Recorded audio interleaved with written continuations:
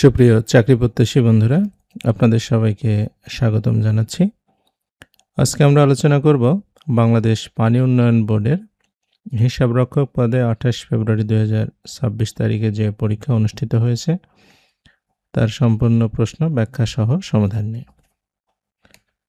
তাই প্রথমেই ছিল শব্দগুলির অর্থসহ বাক্য রচনা করুন। প্রথম ছিল বর্ণচোরা। বর্ণচোরা শব্দের অর্থ হচ্ছে কপটচারী। সমাজে অনেক বর্ণচোরা লোক আছে যাদের বাইরে থেকে ভিতরের রূপ চেনা কঠিন।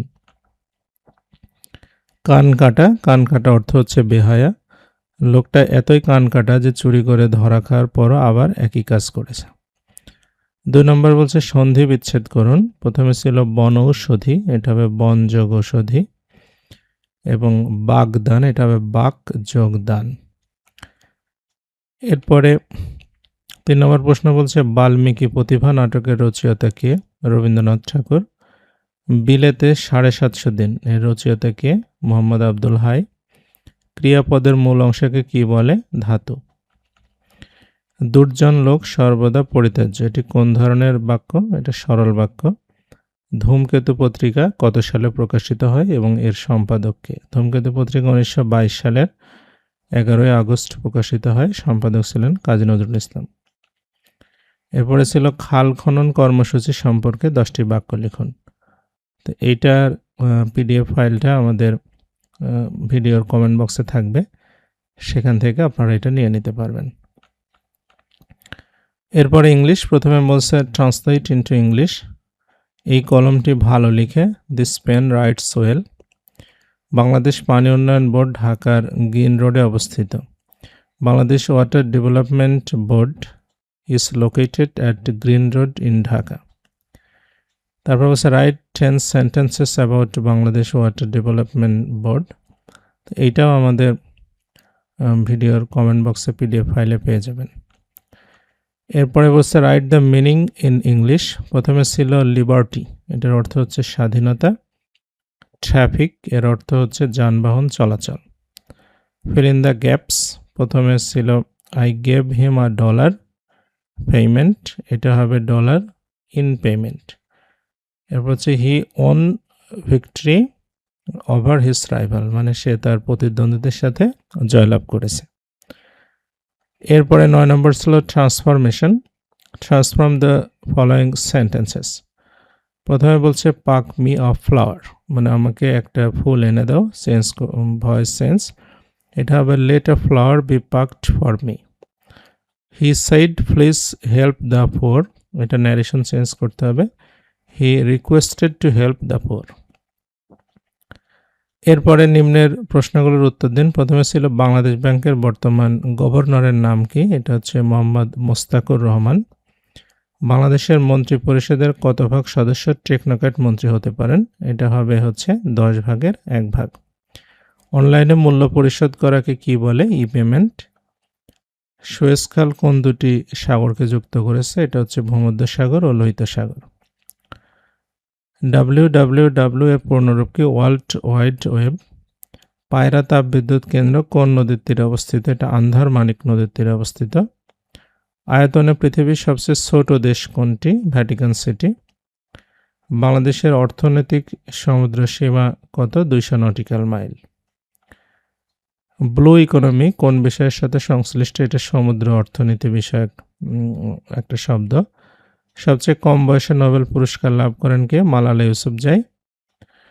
এরপরে টিকা ছিল 11 নম্বর থেকে। প্রথমে বলছে সমন্বয় দাখিলা, তো এটা সাবজেক্টিভ বিষয়, মানে হিসাব বিজ্ঞান থেকে প্রশ্নটা হয়েছে। সমন্বয় দাখিলা বা অ্যাডজাস্টিং এন্ট্রি, এটার অর্থ হচ্ছে যখন কোনো ব্যবসা প্রতিষ্ঠানে আর্থিক লেনদেন লিপিবদ্ধ করা হয়, ট্রানজ্যাকশনগুলো রেকর্ডেড করা হয়, তখন বছর শেষে বা একটা নির্দিষ্ট আর্থিক বছরের শেষে কিছু অগ্রিম খরচ বা বকেয়া খরচ, অগ্রিম আয়, বকেয়া আয়, অনুপার্জিত আয় এগুলো থেকে যায়।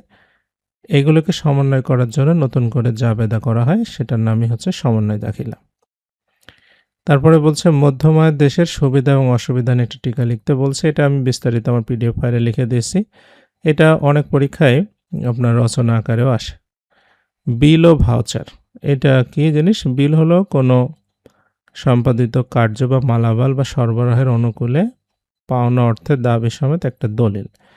মানে যদি যে কোনো কাজ করা হয়েছে অথবা মালামাল সরবরাহ করেছে সেটার টাকা পাওয়া যাবে, সেটার হচ্ছে দলিলটাই হচ্ছে বিল। আর ভাউচার কি জিনিস? ভাউচার হচ্ছে যে টাকাটা পরিশোধ করা হয়ে গেছে, এই যে টাকার পরিশোধ করার প্রমাণস্বরূপ একটা কাগজ সংরক্ষণ করে রাখা হয়, সেটাই হচ্ছে ভাউচার। আমরা সহজ কথায় বলতে পারি যে বিল পরিশোধ করে দেওয়ার পরে যেটা পাওয়া যাবে সেটাই হচ্ছে প্রমাণক হিসাবে ভাউচার। এরপরে বলছে ফাইন্যান্সিয়াল রিপোর্টিং কাউন্সিল বা এফআরসি। ফাইন্যান্সিয়াল রিপোর্টিং কাউন্সিল বাংলাদেশের অডিট ব্যবস্থা এবং ফাইন্যান্সিয়াল রিপোর্টিং মানে যে প্রতিবেদন আছে, আপনার হচ্ছে রিপোর্ট রয়েছে, সেগুলোর মান উন্নয়নের লক্ষ্যে এটা কাজ করে। 1990 সালে এটা প্রতিষ্ঠিত হয়। পরবর্তীতে বাংলাদেশের 2015 সালে এটা স্বায়ত্তশাসিত প্রতিষ্ঠান হিসাবে কাজ শুরু করে। তো এদের কার্যক্রম হচ্ছে মূলত অডিটের কোয়ালিটি ডেভেলপমেন্ট করা, যে আন্তর্জাতিক মান অনুসারে নিরীক্ষা অডিট মান নির্ধারণ এবং কার্যকর করা, বাস্তবায়ন করা। এরপরে আছে হচ্ছে আপনার অডিট যে ফার্মগুলো রয়েছে সেগুলো রেজিস্ট্রেশন এবং তাদের কোয়ালিটি পর্যবেক্ষণ করা। এরপরে রয়েছে যে কোম্পানি যেগুলো রয়েছে সেগুলো যারা ফাইন্যান্সিয়াল রিপোর্টিং করে অর্থাৎ আর্থিক প্রতিবেদন তৈরি করে, তাদের ট্রান্সপারেন্সি মানে স্বচ্ছতা এবং গ্রহণযোগ্যতা নিশ্চিত করতে কাজ করে। কর্পোরেটের সুশাসন তদারকি করে এবং হচ্ছে সরকারি বা অটোনমাস প্রতিষ্ঠান, বেসরকারি প্রতিষ্ঠানে আর্থিক যে কার্যক্রম রয়েছে সেগুলো মনিটরিং করে। আইন প্রয়োগে সহযোগিতাও করে অর্থ মন্ত্রণালয় এবং অন্যান্য যে নিয়ন্ত্রক সংস্থা রয়েছে, যেমন Bangladesh securities and exchange commission রয়েছে, তাদের সহায়তা করে। আর এরপরের প্রশ্ন ছিল বিড়াল সুনাম বা ক্যাট গুডউইল। এটা যারা অ্যাকাউন্টিংয়ে পড়েন তারা বুঝবেন। বিড়াল সুনাম হচ্ছে এক ধরনের গুডউইল ব্যবসায়িক প্রতিষ্ঠানের, যেখানে বায়ার সবসময় ব্যবসার প্রতি অনুগত থাকবে বিড়ালের মতো। এরপরে পূর্ণরূপ ছিল, প্রথমে বলছে আইবাস প্লাস প্লাস। এটা হচ্ছে integrated budget and accounting system.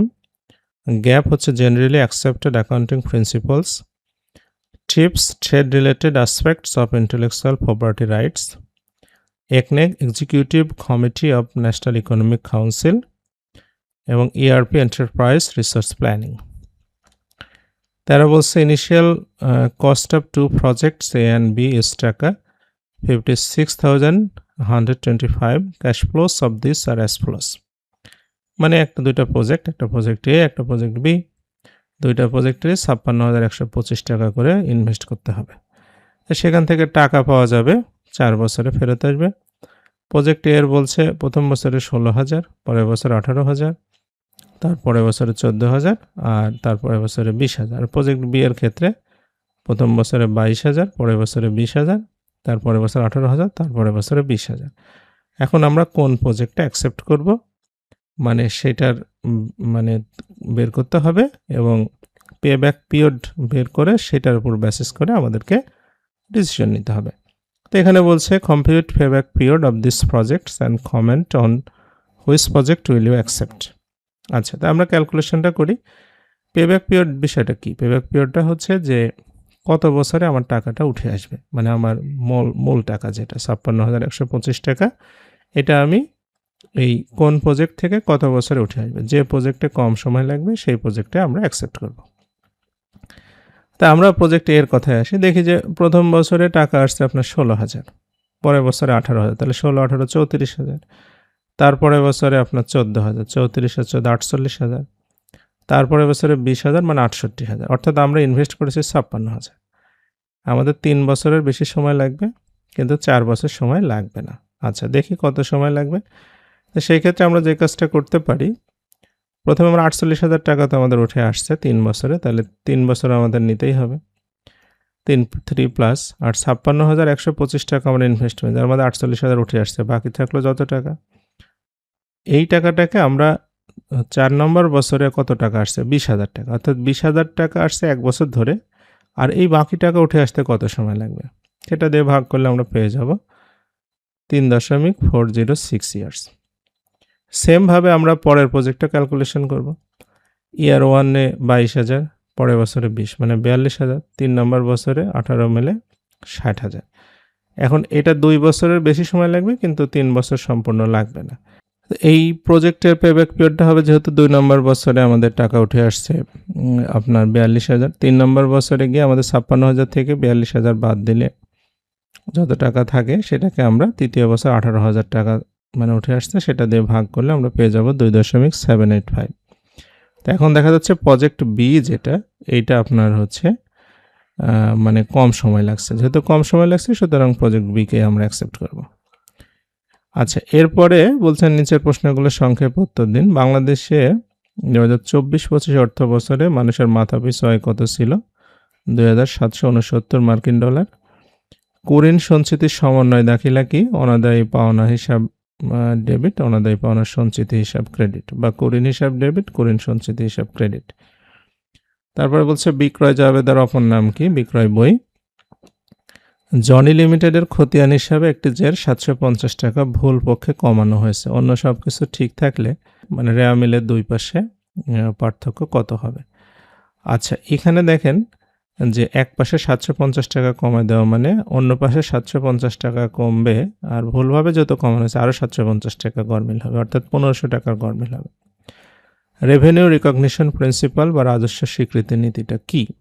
Revenue recognition principal হচ্ছে যখন আপনার রেভিনিউটা অর্জন করা হবে, রেভিনিউ অর্জনের কয়েকটা শর্ত আছে, যার মধ্যে একটা শর্ত হচ্ছে যে যখন আপনার পণ্যের মালিকানা ট্রান্সফার হবে তখনই আপনার রেভিনিউ রিকগনাইজ করতে হবে। তো এইটার ক্ষেত্রে বাকিতে হোক বা নগদে হোক ডাজ নট ম্যাটার, আপনার হচ্ছে যখন সেবা বা পণ্যের মালিকানা হস্তান্তর হবে বা সেটার পারফরমেন্স কমপ্লিট হবে তখনই আপনার সেটা আয় হিসাবে স্বীকৃতি দিতে হবে।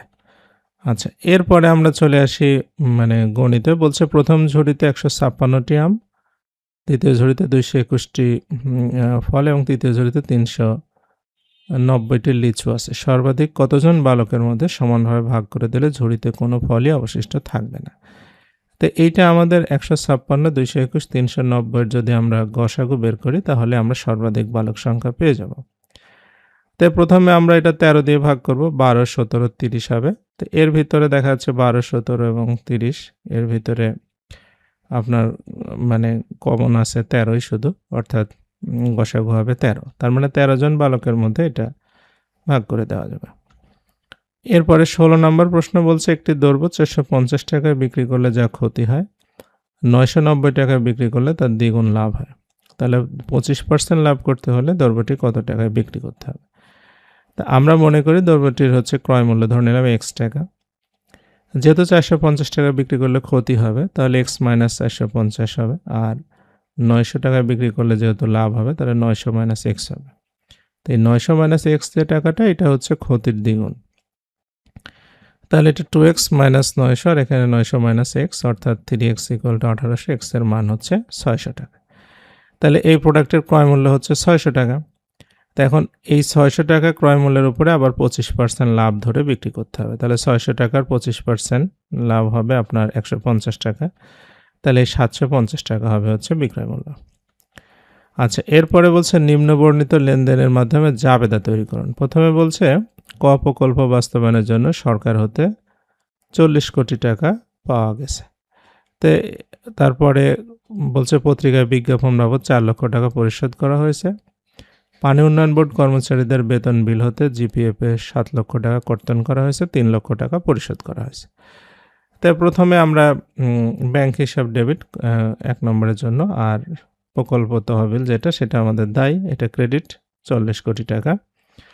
পত্রিকা বিজ্ঞাপন দেওয়া হয়েছে, বিজ্ঞাপন খরচ ডেবিট, আর নগদ বা ব্যাংক অ্যাকাউন্ট হচ্ছে ক্রেডিট। আর পরে হচ্ছে যে জিপিএফ এর টাকা দেওয়া হয়েছে সেটার জন্য বেতন হিসাব ডেবিট, জিপিএফ ফান্ডে টাকা থেকে যাবে 7 লক্ষ টাকা সেটা ক্রেডিট, আর নগদ বা ব্যাংক থেকে চলে যাবে 3 লক্ষ টাকা সেটা ক্রেডিট। আচ্ছা, এরপরে বলছে যে প্রারম্ভিক মজুদ মাল 6,500 টাকা, ক্রয় 52,500 টাকা, বিক্রয় হচ্ছে 40,000 টাকা, লাভের হার 20% হলে মজুদ মাল কত? এখানে আমাদের একটু বুঝতে হবে ভালো করে। লাভের হারটা সচরাচর ধরা হচ্ছে বিক্রিত পণ্যের ব্যয়ের উপরে, এটা বিক্রয়ের উপরে ধরলে রেজাল্ট অন্য আসবে। তা আমরা যে কাজটা করব যে বিক্রিত পণ্যের ব্যয় মানে কি বিক্রিত পণ্যের ব্যয় মানে হচ্ছে বিক্রয় থেকে লাভ বাদ দিতে হবে। তো এখানে আমাদের হচ্ছে বিক্রিত পণ্যের ব্যয়ের উপরে লাভ হচ্ছে 20%, কিন্তু সেই টাকা তো এখানে দেওয়া নাই যে কত টাকা। তাহলে আমরা বিক্রয় মূল্যের উপর লাভ হবে কত পার্সেন্ট, 20/120 গুণন 100 দিলে হবে 50/3%। তাহলে বিক্রয় দেওয়া আছে আমাদের 40,000 টাকা, যার 50/3% হবে 6,667 টাকা। এই 6,667 টাকা যদি আমরা বিক্রয় মূল্য থেকে বাদ দিই তাহলে আমরা বিক্রিত পণ্যের ব্যয় পেয়ে যাব, সেটা হবে হচ্ছে আপনার 33,333 টাকা। তো বিক্রিত পণ্যের ব্যয়ের আরেকটা সূত্র রয়েছে, সেটা হচ্ছে প্রারম্ভিক মজুদ যোগ ক্রয় মাইনাস সমাপনী মজুদ। তো বিক্রিত পণ্যের ব্যয় দেওয়া আছে আপনার 33,333 টাকা, প্রারম্ভিক মজুদ 6,500 টাকা, ক্রয় করেছে 52,500 টাকা মাইনাস সমাপনী মজুদ। এই সমীকরণ থেকে আমরা সমাপনী মজুদ বের করতে পারবো 25,667 টাকা। তাহলে আমাদের উত্তর হবে হচ্ছে 25,667 টাকা। এর পরের প্রশ্ন বলছে যে 19 নম্বর প্রশ্নে বলছে যে আগস্ট 13, 2024 তারিখে 2/10 নিট 30 শর্তে ধারে 7,500 টাকা ক্রয় করা হয়েছে আর কি। আচ্ছা, এখন এটার অর্থ কি? এটার অর্থ হচ্ছে যদি আপনি 10 দিনের মধ্যে টাকাটা পরিশোধ করেন তাহলে 2% বাড়টা পাবেন, আর যদি না করেন তাহলে 30 দিন পরে আপনাকে সম্পূর্ণ টাকায় 30 দিনের মধ্যে পরিশোধ করতে হবে। 16 আগস্ট 2024 তারিখে আপনার হচ্ছে 500 টাকার পণ্য ফেরত দেওয়া হয়েছে, আর 10 সেপ্টেম্বর 2024 তারিখে গিয়ে পূর্ণ পরিশোধিত হিসাবে কত টাকার চেক প্রদান করতে হবে। তা আমরা কিনলাম হচ্ছে 7,500 টাকা, যার মধ্যে ফেরত দিলাম 500 টাকা, তাহলে থাকলো হচ্ছে আমাদের 7,000 টাকা। এই 7,000 টাকার মধ্যে শর্ত ছিল যে 10 দিনের মধ্যে দিলে 2% ছাড় পাওয়া যাবে। যেহেতু 10 দিনের মধ্যে সে দিতে পারেনি, তাহলে সে আর ছাড় পাবে না, 7,000 টাকার চেকই তাকে প্রদান করতে হবে। তো এই ছিল আজকের প্রশ্নের সমাধান। ভালো লাগে লাইক, কমেন্ট, শেয়ার, সাবস্ক্রাইব করবেন এবং আমাদের ফেসবুক পেজ, ফেসবুক গ্রুপে আমাদের সঙ্গে থাকতে পারেন। এতক্ষণ সাথে থাকার জন্য আপনাদের অসংখ্য ধন্যবাদ।